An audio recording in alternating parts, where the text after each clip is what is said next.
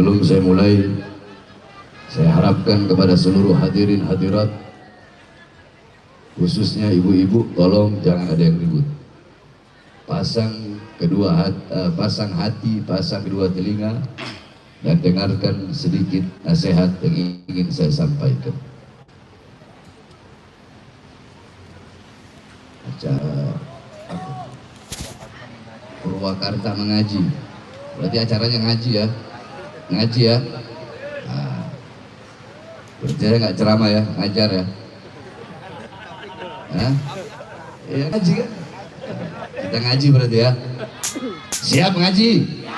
Siap ngaji? Assalamualaikum warahmatullahi wabarakatuh.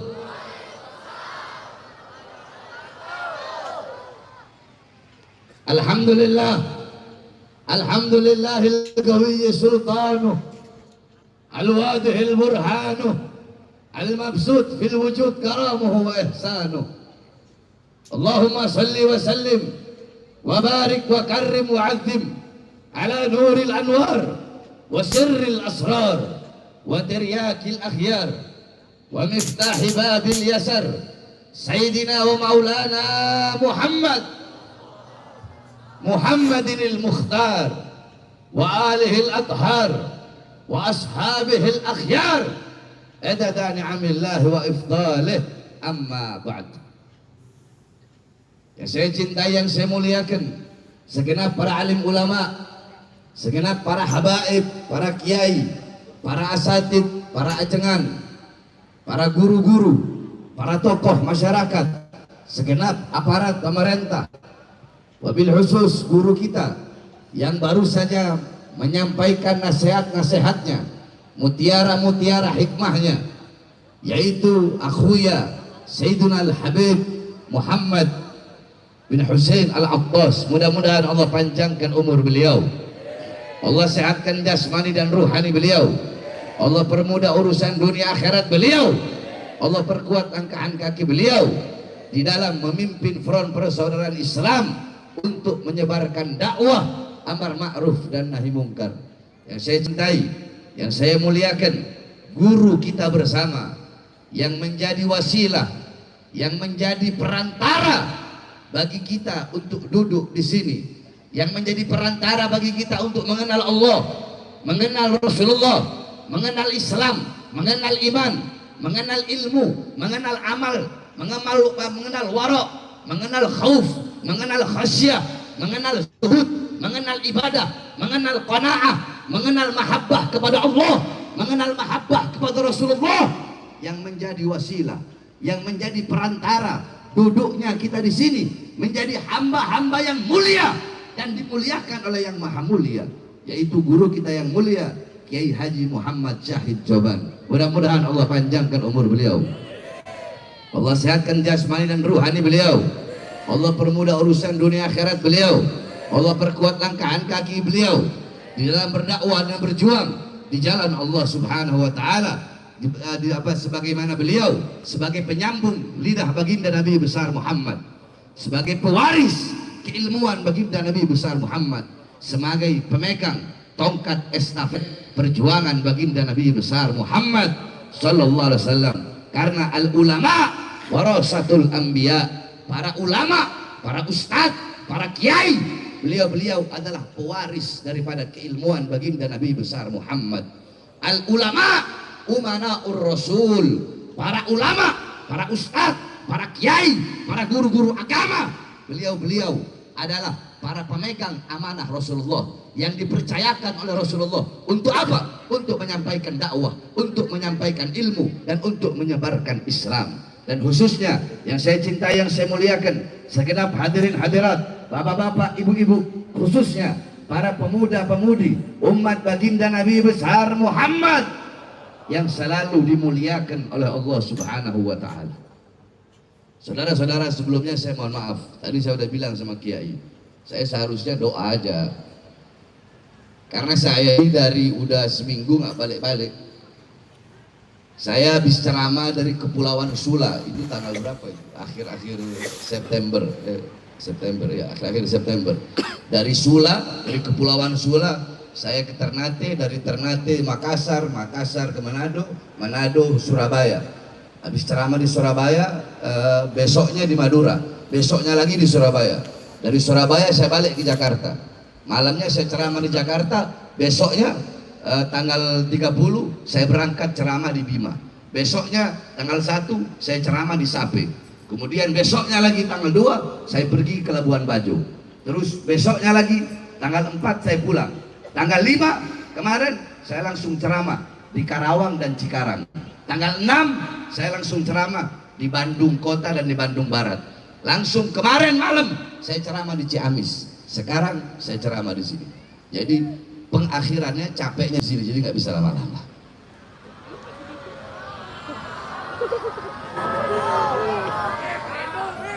Walaupun sedikit, insya Allah bermanfaat.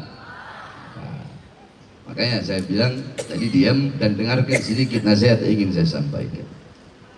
Saudara-saudara sekalian yang dimuliakan oleh Allah Subhanahu wa Ta'ala, pada malam hari yang mulia ini kita duduk di majelis, kita duduk di perkumpulan yang dimana perkumpulan pada malam hari ini, tempat ini menjadi tempat turunnya rahmat, tempat ini menjadi tempat turunnya maghfirah, tempat turunnya hidayah, tempat turunnya kasih sayang Allah, pengampunan Allah, petunjuk Allah.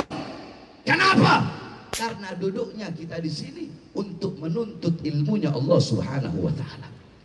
Saudara-saudara, terpal yang kalian duduki, demi Allah, terpal yang saat ini kalian duduki, terpal yang kalian duduki lebih mulia di sisi Allah daripada kursi-kursi yang diduduki oleh presiden, penguasa ataupun para raja-raja, saudara-saudara.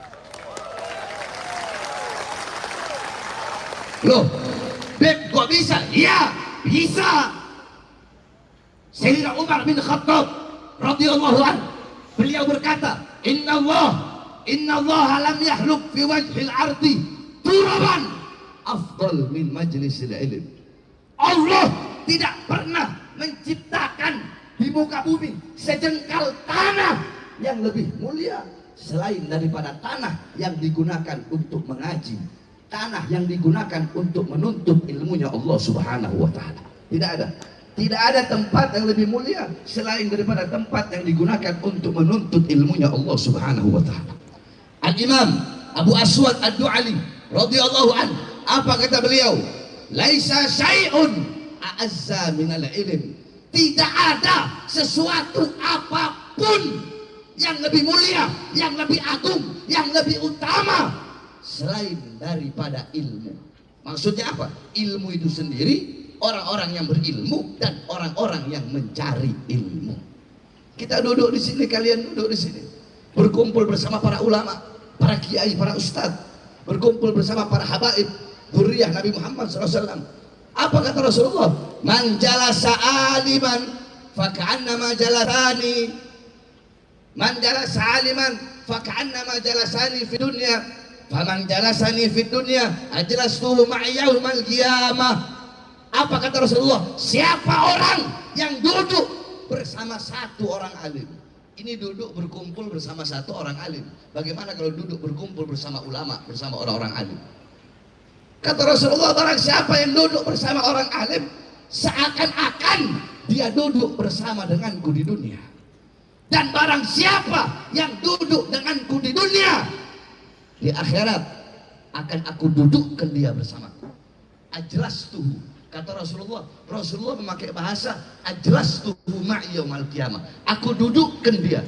Jadi tidak perlu engkau yang mencari Rasulullah, Rasulullah yang cari engkau. Rasulullah dudukkan engkau berada di sampingnya. Kenapa? Karena kadar kedekatanmu dengan Nabi, jarak jauh atau dekatnya engkau dengan Nabi di akhirat, itu menurut kadar kedekatan, kadar jauh atau dekatnya engkau di dunia dengan para pewaris Nabi Muhammad. Siapa? Para ulama. Kadar kedekatan kalian dengan Nabi kelak di akhirat, itu menurut kadar kedekatan atau jarak jauh dekatnya kalian di dunia dengan majelis-majelis seperti ini yang menjadi warisan Nabi Muhammad. Kenapa? Nabi Muhammad tidak mewariskan harta, tidak mewariskan pangkat, tidak mewariskan jabatan, tidak mewariskan tahta, dinar, dirham, hitam, permata, berlian. Bukan itu warisan Nabi.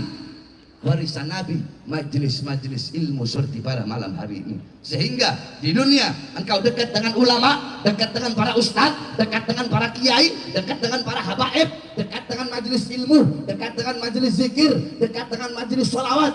Di majelis-majelis seperti ini engkau mengenal Allah, engkau mengenal Rasulullah, engkau mengenal perjuangan Rasulullah, engkau mengenal pengorbanan Rasulullah. Di majelis-majelis seperti ini engkau tahu mana yang baik, mana yang buruk, mana halal, mana haram, mana hak, mana batil. Di majelis-majelis seperti ini engkau tahu tata caranya kencing, engkau tahu tata cara beribadah kepada Allah. Kalau bukan karena majelis-majelis ilmu seperti ini, saudara-saudara, engkau buta Islam, engkau buta iman, engkau buta agama, tidak kenal Allah, tidak kenal Rasulullah, tidak kenal Al-Quran. Maka tidak ada majelis yang lebih mulia selain daripada majelis yang menjadi warisan baginda Nabi besar Muhammad. Nah, kalian duduk di sini untuk mengambil warisan Nabi Muhammad. Satu huruf, satu hadis lah yang saya baca. Satu hadis saya baca, itu satu huruf, itu warisan Nabi. Kamu pakai, kamu ambil. Saudara-saudara, itu lebih berharga dan lebih bernilai daripada warisan dunia dan seisinya, saudara-saudara. Saya tanya, jawab yang keras. Apakah ada warisan yang lebih berharga bagi kalian selain daripada warisan Nabi Muhammad? Ada? Ada? Ada warisan yang lebih mahal selain daripada warisan Nabi Muhammad? Ada warisan yang lebih bermanfaat dunia dan akhirat bagi kalian selain daripada warisan Nabi Muhammad? Ada warisan yang bisa menyelamatkan kalian di dunia dan di akhirat selain daripada warisan Nabi Muhammad? Enggak ada, saudara-saudara. Warisan paling mahal, paling berharga, paling bernilai adalah warisan baginda Nabi besar Muhammad sallallahu alaihi wasallam. Oleh karenanya jangan pernah bosan untuk duduk di majelis-majelis seperti pada malam hari ini. Saudara-saudara, ini tablik akbar. Jadi saya nggak bahas maulid. Purwakarta mengaji, Purwakarta kota santri. Itu akan saya bahas. Saudara-saudara, ini saya nggak ceramah. Perhatikan.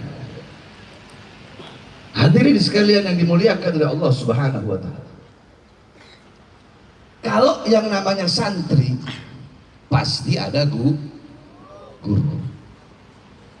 Nah, baik buruknya santri itu tergantung daripada seorang guru. Maka yang pertama akan saya bahas, bagaimana caranya menjadi seorang muallim, mudarris, dan muaddib. Bukan sebagai seorang penceramah, enggak. Orang kalau ceramah, kalau penceramah gampang. Ustadz-ustadz instan, kiai-kiai instan, habib instan banyak zaman sekarang. Mondok nggak pernah, tahu-tahu udah ceramah, gampang.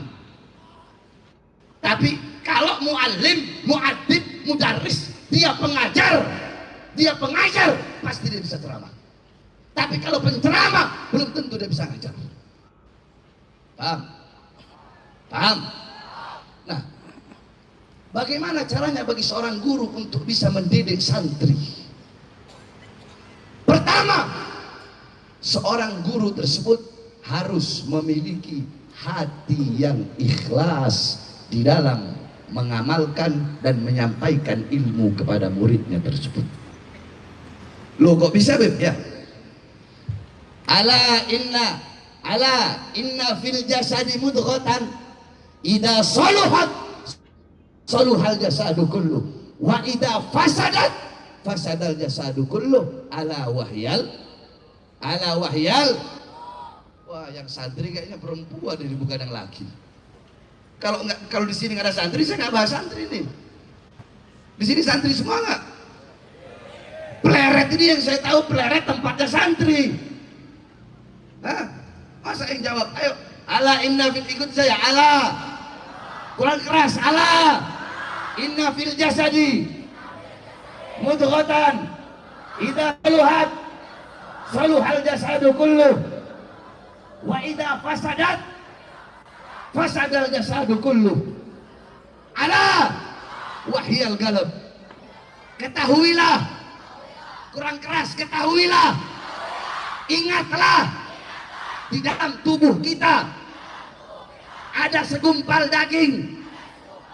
Kalau daging itu baik, maka baik seluruh anggota tubuh. Kalau daging itu rusak, maka rusak seluruh anggota tubuh.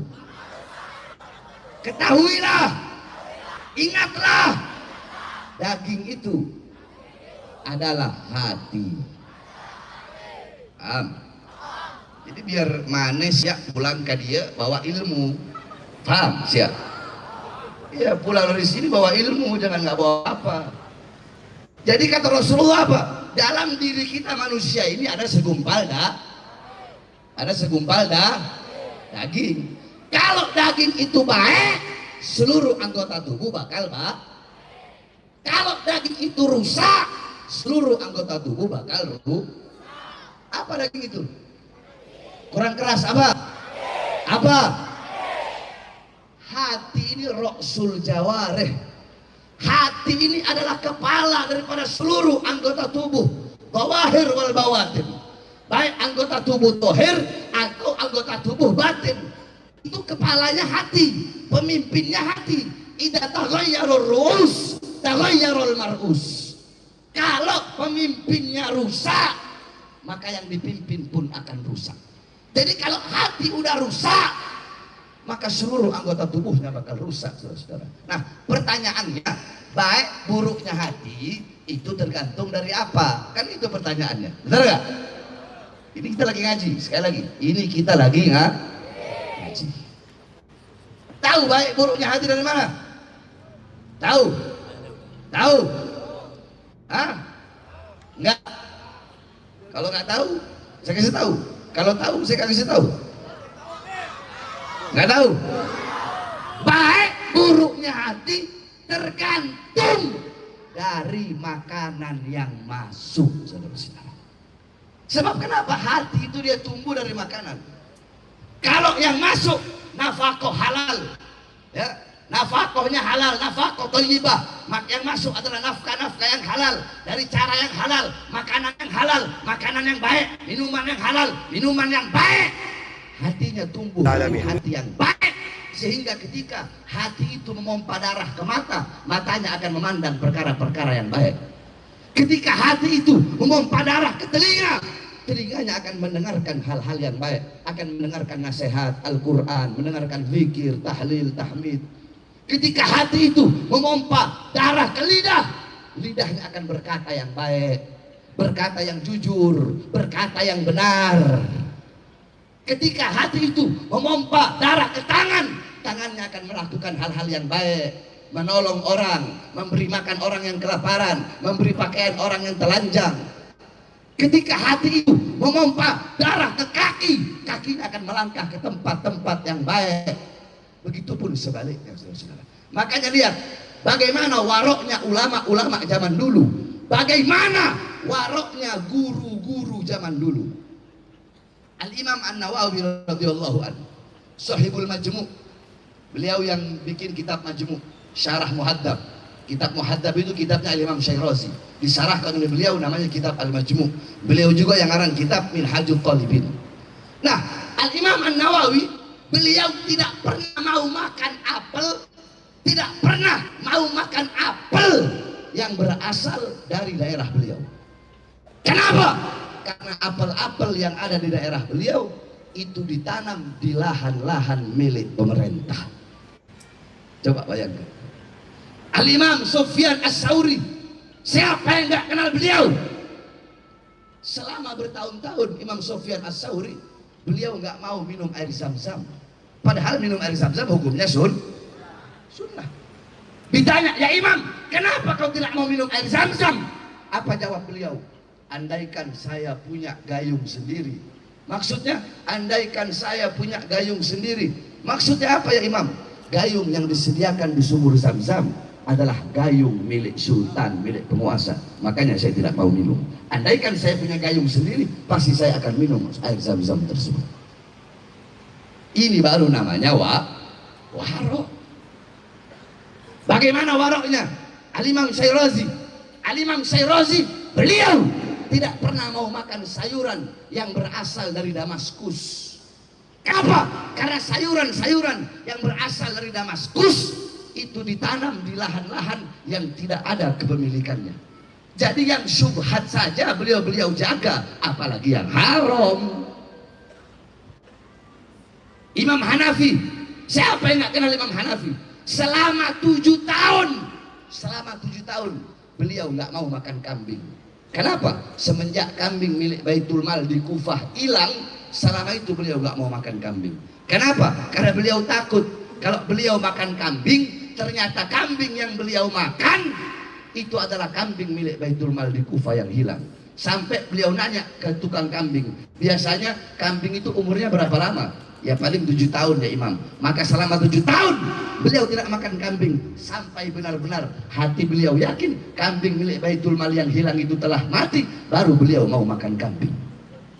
Nah, seperti inilah waroknya mereka. Mereka menjaga hati mereka untuk masuk makanan-makanan yang syubhat, saudara-saudara. Nah, begitupun seorang guru. Guru kalau mau ilmu itu masuk kepada santri, hendaknya dia tazkiyatun nafas, tathhirul qulub, bersihkan benar-benar dia punya hati. Baik dari makanan haram, nafkah haram. Dari yang syubhat aja harus dia jaga, apalagi dari yang haram. Agar apa? Agar ilmu yang ia sampaikan bisa masuk ke dalam hati murid-muridnya, hati para santri. Syai'ul ladzi yakhruju minal qalb bayadkhulul qalb. Sesuatu yang keluar dari hati pasti masuk ke dalam hati, saudara-saudara. Ada orang ceramahnya lembut, tapi tak masuk ke hati. Saya tanya, kalau saya berusaha masuk ke hati enggak? Kan saya keras. Kan keras suara saya, nggak lembut kayak yang lain. Emang masuk? Masuk. Syekh Abdul Qadir Jailani, beliau punya anak. Satu waktu anak beliau lagi ngajar. Anak beliau ngajar menceritakan azab neraka, siksa kubur, bagaimana azabnya Allah, murka Allah. Semua yang ada di situ biasa-biasa saja. Tapi ketika abahnya datang, Syekh Abdul Qadir Jailani datang, Syekh Qadir Jailani berkata, ketahuilah wahai jamaah sekalian, semalam istriku memasak ikan, kemudian ikan itu dimakan oleh seekor kucing. Semua jamaah nangis, saudara-saudara. Bingung anaknya. Anaknya nanya, wahai ayah, aku menjelaskan azab kubur, murka Allah, siksa neraka, mereka nggak ada yang nangis.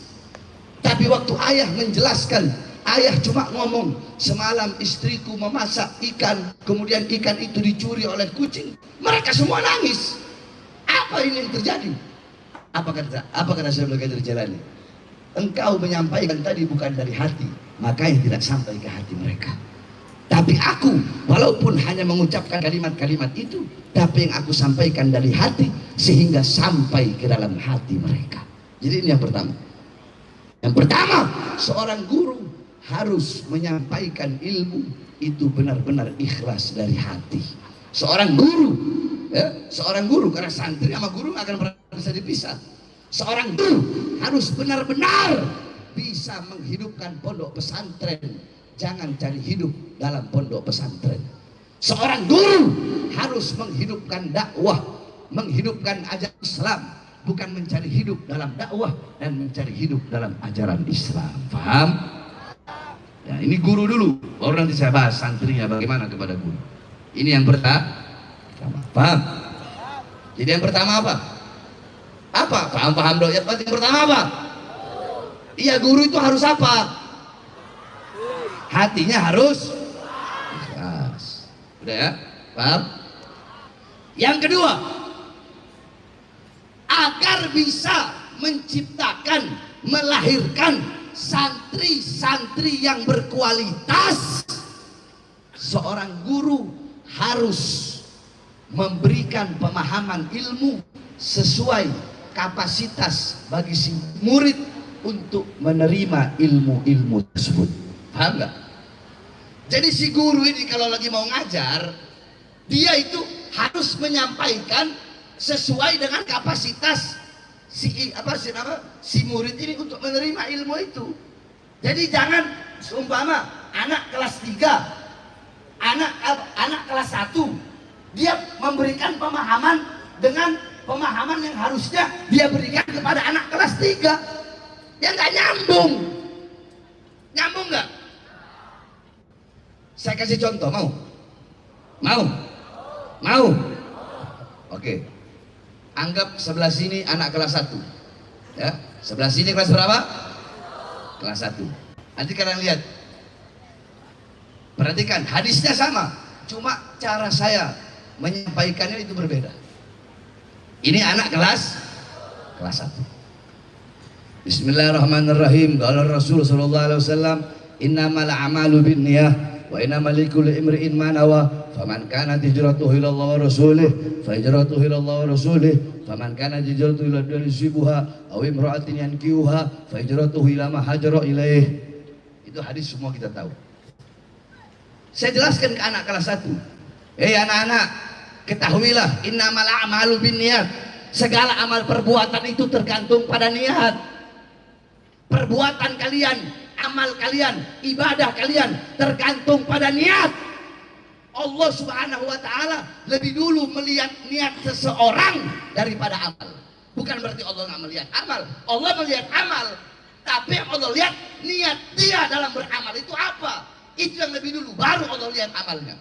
Makanya ada hadis, niatul mukmin khairun min amali. Niat seorang mukmin lebih utama, lebih baik daripada amal ibadahnya.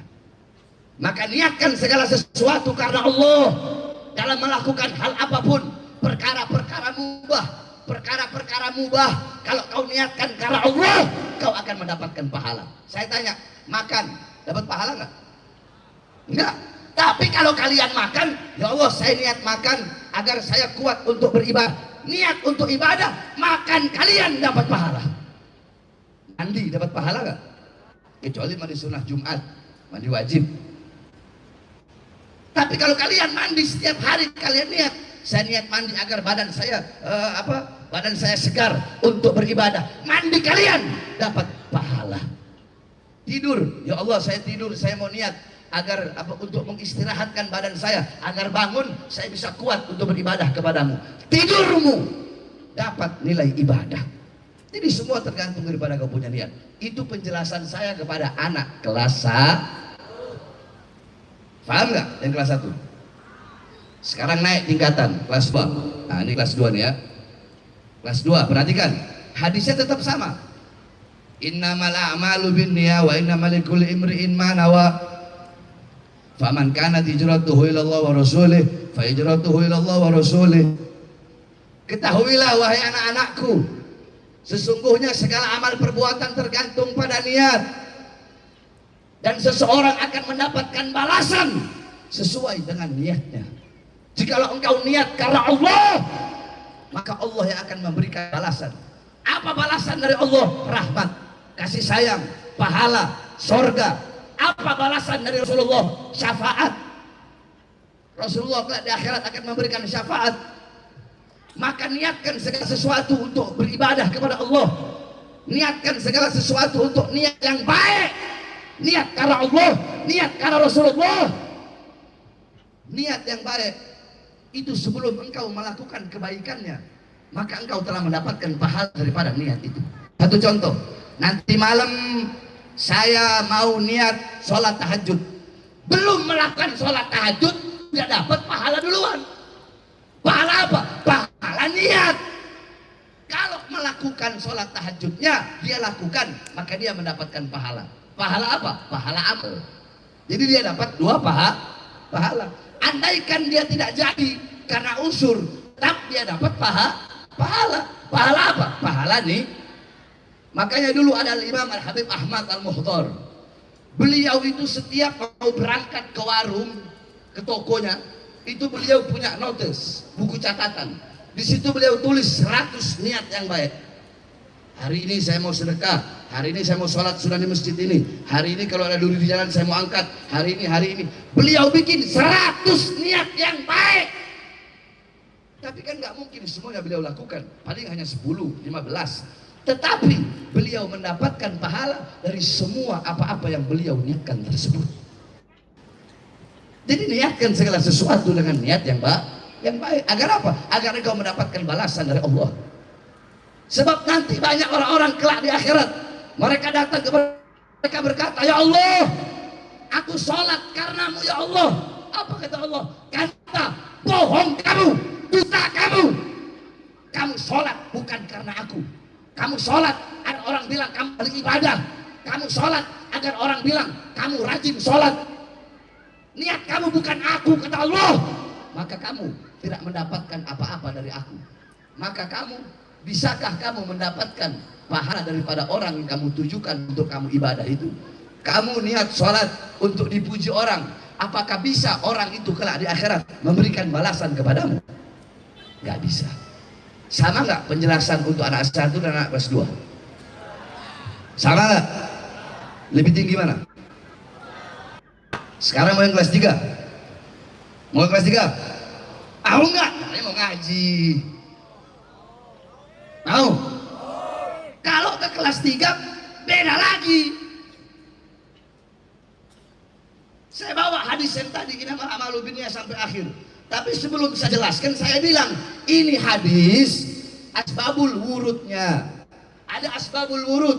Asbabul wurudnya dulu ketika Rasulullah SAW mendapatkan perintah dari Allah untuk hijrah dari Makkah ke Yasrib atau Madinah. Semua sahabat mengikuti perintah Allah dan perintah Rasulullah, kecuali ada satu sahabat yang dimana dia niat untuk pergi ke Madinah. Itu niatnya bukan mengikuti perintah Allah dan Rasul, tapi untuk menikah dengan seorang wanita yang bernama Ummu Qais.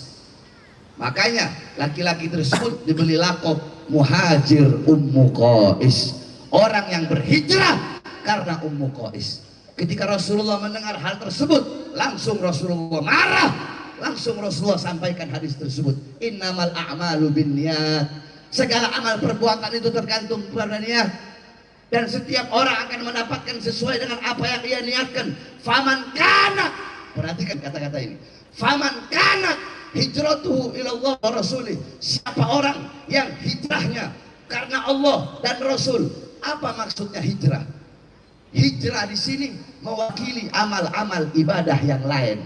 Maksudnya bukan cuma hijrah aja, tapi maksudnya hijrah di sini faman kanat hijratuhu ilallah wa rasulih, faman kanat sholatuhu ilallah wa rasulih, faman kanat shadaqatuhu ilallah wa rasulih, faman kana hajjuhu ilallah wa rasulih, faman kana saumuhu ilallahi wa rasulih.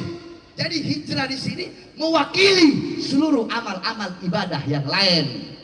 Jadi maksudnya bukan hijrah saja, tapi barang siapa yang hijrahnya karena Allah dan Rasul, barang siapa yang sholatnya karena Allah dan Rasul, barang siapa yang puasanya karena Allah dan Rasul, barang siapa yang sedekahnya karena Allah dan Rasul, amal ibadahnya semua karena Allah dan Rasul, maka Allah dan Rasul yang akan memberikan balasan. Jadi hijrah di sini mewakili seluruh amal-amal ibadah yang lain. Itu pelajaran buat anak kelas 3. Paham? Mau lanjut kelas 4, kelas 5, sampai kelas 6, sampai takhusus. Jangan, nggak cukup waktunya. Kan sudah bilang cuma sebentar. Kita kan ngaji. Betul? Paham? Itu yang kedua. Jadi yang kedua, seorang guru harus apa? Memberikan pemahaman kepada santri sesuai dengan kadar daripada santri itu untuk menerima ilmu tersebut. Yang ketiga, masalah kitab. Nah ini, jadi kitab-kitab itu ada urutan-urutannya, ada tartib-tartibnya. Ya, ada tartib-tartibnya. Maka sesuaikan dengan tartib-tartib itu. Contoh, kamu mau belajar fikih, apa kitab? Jangan ada santri baru masuk pesantren langsung diajarin Fathul Muin. Salah. Santri baru masuk gak ngerti fikih sama sekali, langsung dikasih takrib. Salah. Kasih dia dia mabadi fikih. Juz 1, juz 2. Mabadi udah, baru Safinatun Najah. Safinatun Najah syarahnya mau pakai Kashafatus Syuja, Syekh Nawawi atau Nailur Roja. Nanti udah baru naik lagi Muqaddimatul Hadramiyah. Nanti naik lagi Takrib. Nanti naik lagi Yakut.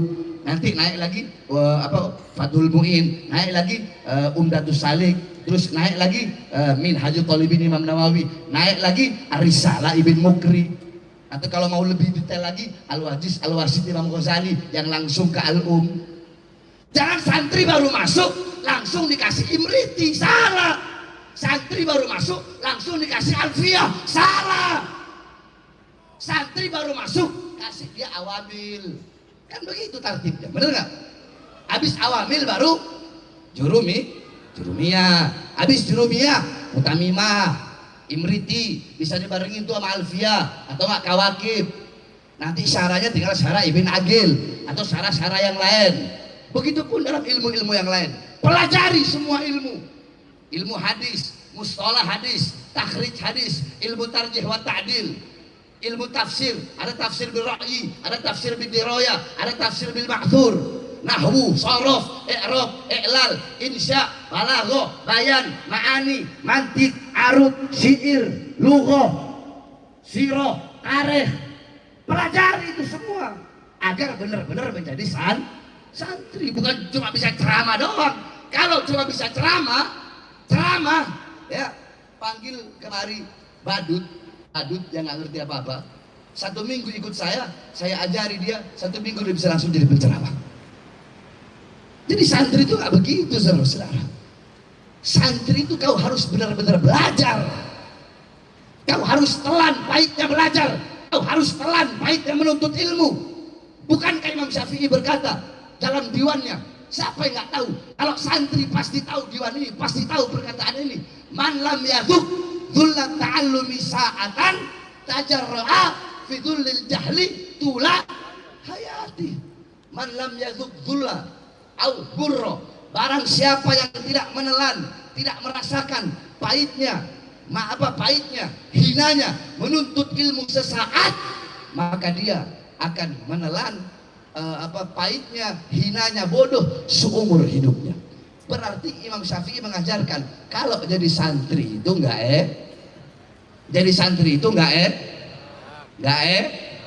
enak. Kalau mau enak jangan jadi santri, jadi artis TikTok enak. Namanya jadi santri nggak enak, ibu-ibu. Jadi santri harus siap capek, harus kuras tenaga, kuras pikiran, ngaji, taklim, murojaah, mutolaah. Saya dulu zaman mondok nggak ada uang buat beli balsem, itu pakai cabe. Kita giniin mata kita nih, biar bisa murojaah, biar bisa mutolaah. Kau udah ngantuk.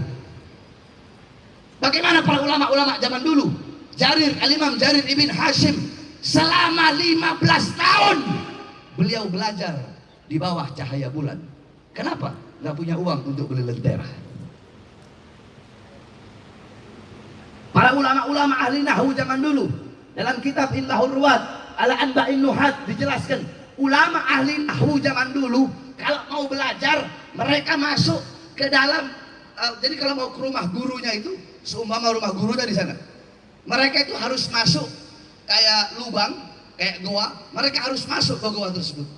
Nah, semakin dalam goa itu semakin sempit, sehingga ketika mereka keluar dari goa sampai depan rumah gurunya, semua kulit-kulit mereka terkelupas, kulit-kulit mereka semuanya sobek. Sekarang coba saya tanya, jawab semua.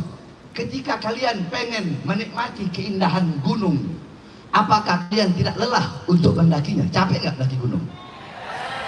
Berarti syarat untuk menikmati keindahan gunung harus lelah, harus mendaki. Kalian pengen mutiara yang indah, maka kalian harus basah, harus menyelam. Agar apa? Agar mendapatkan mutiara yang indah. Tahu kayu gahru? Kayu gahru tahu? Kayu gahru itu kalau dicium, ibu-ibu, kalau dicium gini nggak wangi.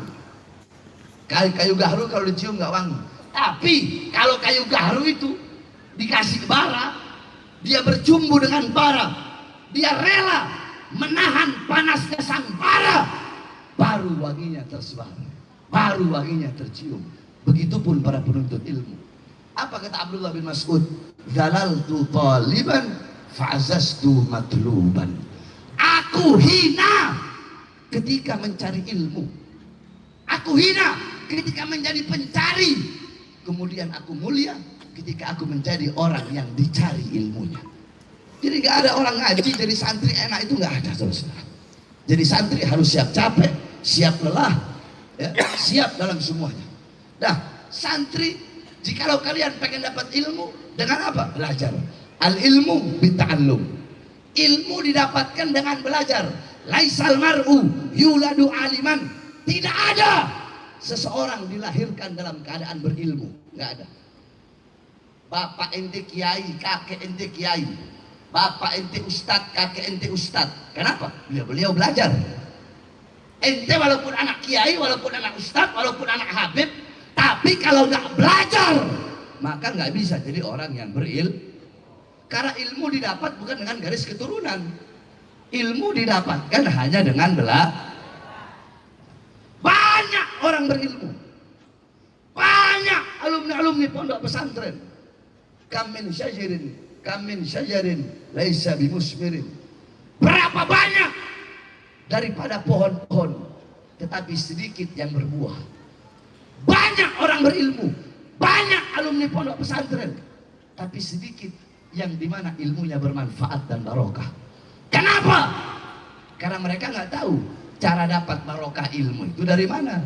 Kalau cara mendapatkan ilmu dari belajar, al ilmu bitta'allum, al barokat wal manfaat bil khidmat.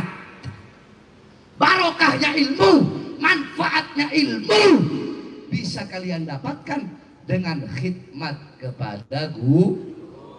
Khidmat kepada guru itu adalah cara untuk kalian mendapatkan keberkahan, untuk kalian mendapatkan manfaat daripada ilmu. Nah, saudara-saudara sekalian yang dimuliakan oleh Allah Subhanahu wa taala. Sekarang kita berada di akhir zaman. Fitnah di mana-mana. Kerusakan di mana-mana. Maka satu-satunya benteng bagi NKRI, baik masa sekarang atau di masa yang akan datang, benteng NKRI adalah para santri, saudara-saudara. Nah, santri-santri di daerah-daerah, santri-santri di tempat-tempat, itu tergantung tempatnya. Santri-santri itu tergantung tempatnya. Kalau tempatnya tempat kemusyrikan, kalau tempatnya tempat banyak berhala, tempatnya tempat banyak patung, kotanya kota kemusyrikan, kota maksiat, maka sedikit daripada santri-santri itu yang akan mendapatkan manfaat dan barokah daripada ilmu, saudara-saudara. Jangan harap Purwakarta bisa menjadi kota santri selama masih banyak kemusyrikan di kota Purwakarta, saudara-saudara. Jangan harap. Jangan harap, potong lidah saya. Mungkin kalau Ustadz saya jawaban nggak berani untuk nyebut nama. Kalau saya sebut Deddy Mulyadi, saudara.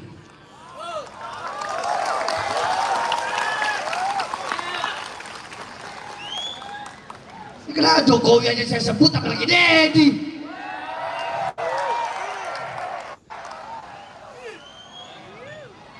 Betul?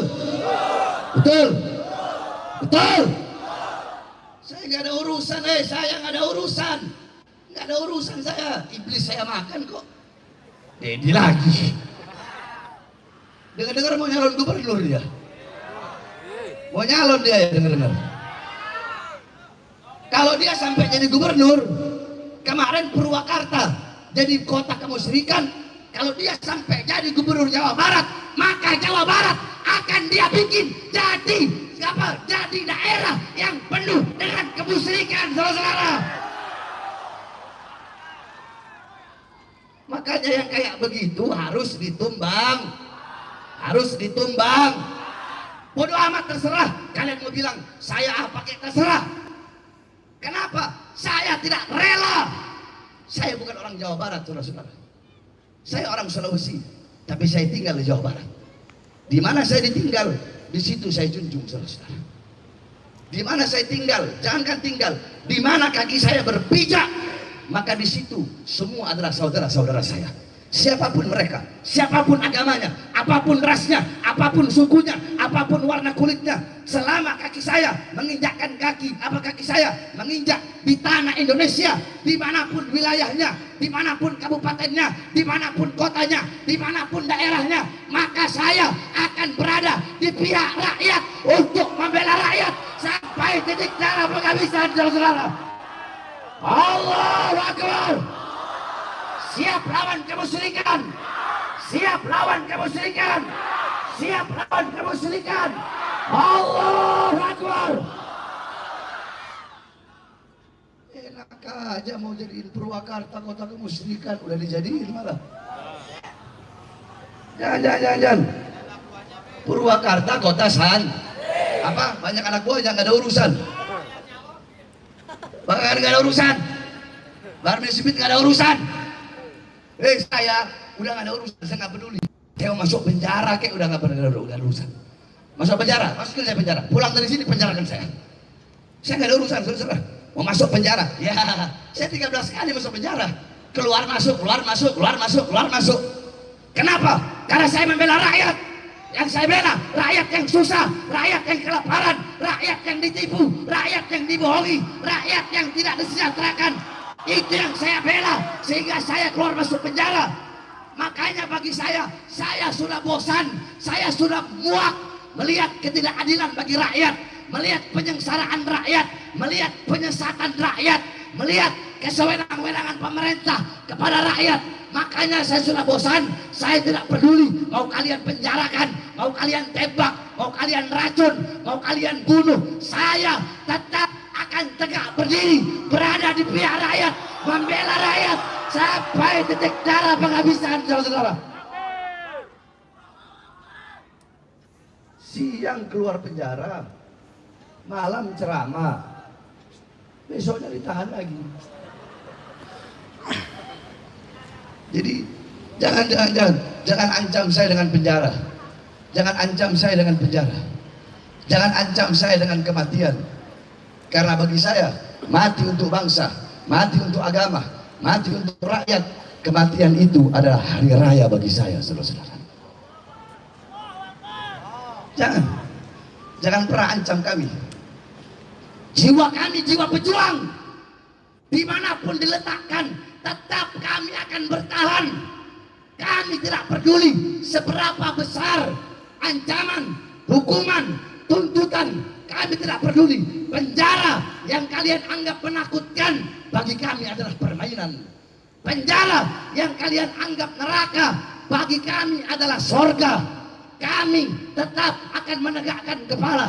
Kami akan melawan para koruptor-koruptor, para pengkhianat-pengkhianat bangsa. Kami akan tegak berdiri melawan mereka, tidak akan berhenti sampai mati, tidak akan mundur walaupun harus hancur, saudara-saudara. Allahu Akbar. Indonesia merdeka, merdeka, merdeka, merdeka. Allahu Akbar. Kalau Ustaz Said Joban masih malu-malu ngucap nama. Kalau saya nggak ada urusan, betul? Tuh kan, mau bahas apa jadi bahas kemana gitu. Dibilangin mau ngaji, Anda mau ngaji. Udah paham tadi ya? Paham ya? Paham? Terakhir sebelum saya tutup, semua ikuti saya yang keras. Ini hadis penting ini. Semua ikuti saya yang keras. Bismillahirrahmanirrahim. Ayo santri kurang keras suaranya. Bismillahirrahmanirrahim. Alaikum bisidqi, alaikum bisidqi, fa inna sidqa yahdi ilal birri, wa innal birra yahdi ilal jannah. Hendaknya kalian berlaku jujur, karena kejujuran membawa kalian kepada kebaikan dan kebaikan, membawa kalian kepada sorga. Wa iyyakum wal kadhib, wa iyyakum wal kadhib, fa innal kadhiba yahdi ilal fujur, wa innal fujur yahdi ilan nar. Dan janganlah kalian berdusta, berbohong, berlaku curang, berlaku tidak adil. Karena ketidakjujuran, kebohongan, kepalsuan, kemunafikan, kecurangan dapat membawa kalian kepada kerusakan, dan kerusakan membawa kalian kepada neraka. Jadi jelas Rasulullah sampaikan. Kata Rasulullah, hendaknya kalian berlaku jujur dalam berucap, jujur dalam berbuat. Karena apa? Karena kejujuran bisa membawa kepada